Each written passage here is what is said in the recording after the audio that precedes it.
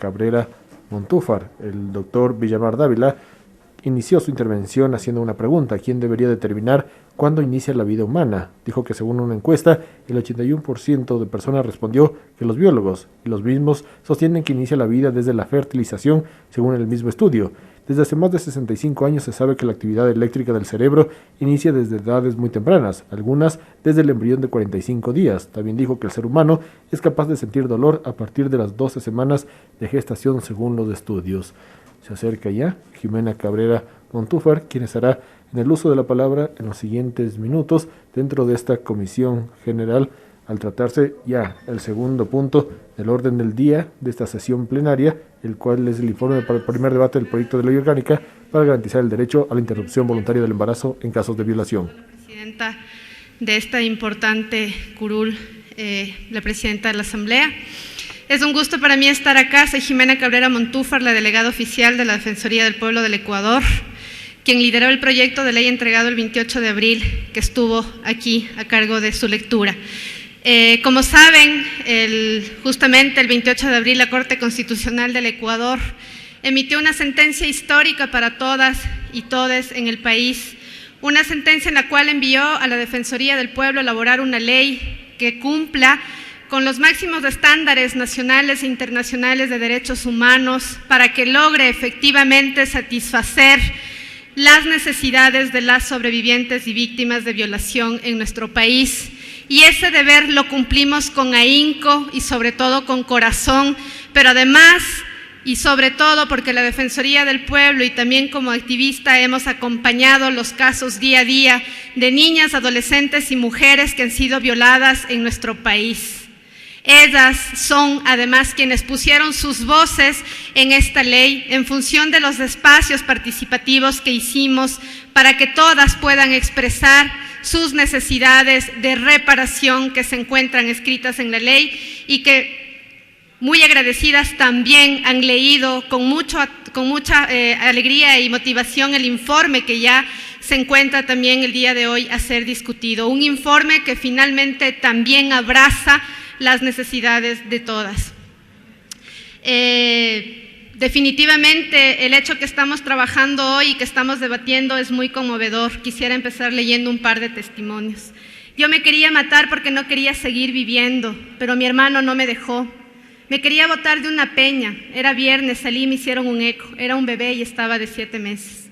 Es conmovedor y trágico, dice una enfermera de un hospital público, ver cómo sufren y chillan con dolores de parto.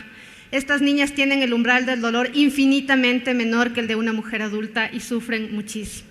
Generalmente las adolescentes sufren más y es peor cuando su embarazo no es deseado producto de violación. Gritan mucho y algunas piden que les saquen eso de la barriga. A veces cuando vemos que les duele mucho les ofrecemos poner anestesia epidural. Esto también es parte de una investigación de la Fundación Desafío. Quisiera comentarles que dentro de las mesas de trabajo que realizó la Defensoría del Pueblo, estos testimonios estuvieron presentes, señores y señoras asambleístas, los testimonios de las sobrevivientes y las víctimas. Tuvimos las asesorías de más de 606 participantes, 330 organizaciones sociales y las asesorías internacionales como ONU Mujeres e incluso de la Corte Interamericana de Derechos Humanos.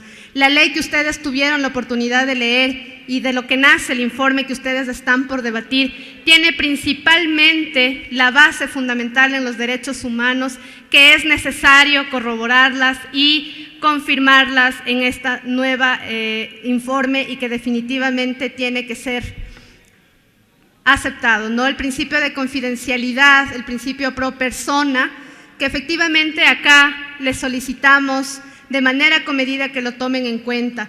El principio que cuando exista dudas acerca de qué norma debe aplicarse, debe efectivamente entenderse su sentido y se adoptará la interpretación o la aplicación que mejor prevea la protección de los derechos de niñas, adolescentes, mujeres y personas con posibilidad de gestar. Asimismo, el principio de beneficencia fue uno de los principales para el proyecto de ley, el principio que se refiere al deber de hacer el bien, de fomentar con la acción terapéutica el beneficio de la salud de niñas, adolescentes, mujeres y personas con posibilidad de gestar. El principio de no maleficencia, señores asambleístas y señoras asambleístas. El principio ético médico y de todos y todas de no generar el mal, de no plantear la prohibición de que modo deliberado y de mala fe se ordene la realización, por ejemplo, de exámenes o pruebas diagnosticadas que generen dolor en las víctimas y sobrevivientes. El principio fundamental, señores y señoras asambleístas, de autonomía del cuerpo, que es una condición básica y fundamental de los derechos humanos para el ejercicio de la igualdad y reconocer que todas las personas tienen la potestad de decidir. Lo que estamos acá luchando es por una ley voluntaria de embarazo, de interrupción de embarazo por violación. Esta despenalización de aborto, que ya la Corte Constitucional lo ha determinado, no obliga a nadie a interrumpir un embarazo, sino genera una posibilidad para que todas las sobrevivientes de violencia que se encuentran ahorita aquí afuera, afuera de las curules de la calle, justamente luchando para que esto sea definitivamente un derecho y que ustedes lo puedan abrazar y generen un reto histórico en nuestro país. Finalmente, también quisiera recomendarles que la Defensoría del Pueblo se encuentra atenta de que ustedes, funcionarios, funcionarias, puedan definitivamente debatir con celeridad, con principios fundamentados con el enfoque de género e interseccionalidad, pero además de eso fundamentado en los derechos humanos de todas. Efectivamente, un derecho humano a decidir, el derecho a interrumpir el embarazo por violación, no puede requerir ningún tipo de requisito más que el testimonio de la víctima en función de que efectivamente ya se encuentra en una causal.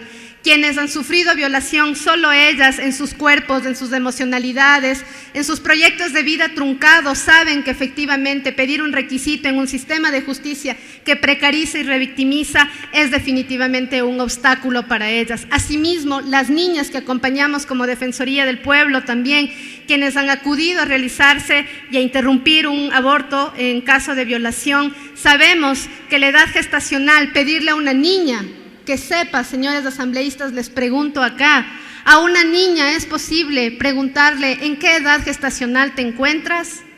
No, a una niña no podemos exigirle saber en qué edad gestacional se encuentra si ha sido víctima de la tortura, de la violación.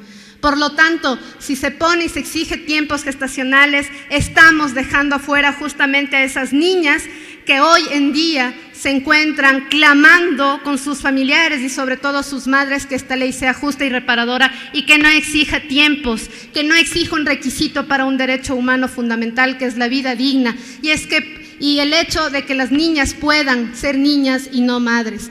De igual manera, la objeción de conciencia, señores asambleístas y señoras asambleístas, podemos mirar que efectivamente en la ley y en el informe se respeta el derecho individual a la objeción de conciencia, pero no podemos permitir de ninguna forma que los y las galenas puedan legislar y puedan juzgar, pero además de eso prohibir y obstaculizar un derecho humano que ya ha sido de nuevo determinado por la Corte Constitucional.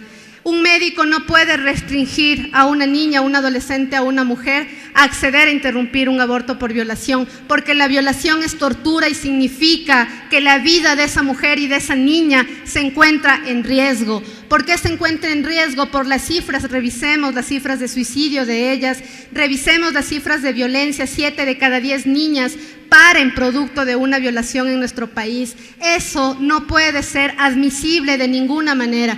La Defensoría del Pueblo reclama, exige y exhorta, señores asambleístas y señoras asambleístas, que se debata una ley justa y reparadora para todas. Esta ley tiene que ser por las que ya no están, señores asambleístas, muchas de las mujeres que terminaron también en suicidios, que terminaron también en centros psiquiátricos, que terminaron también privadas de la libertad, por todos esos índices de negligencia, además que también son enjuiciadas por el hecho de obligarlas a embarazos forzosos y tortuosos productos de violación.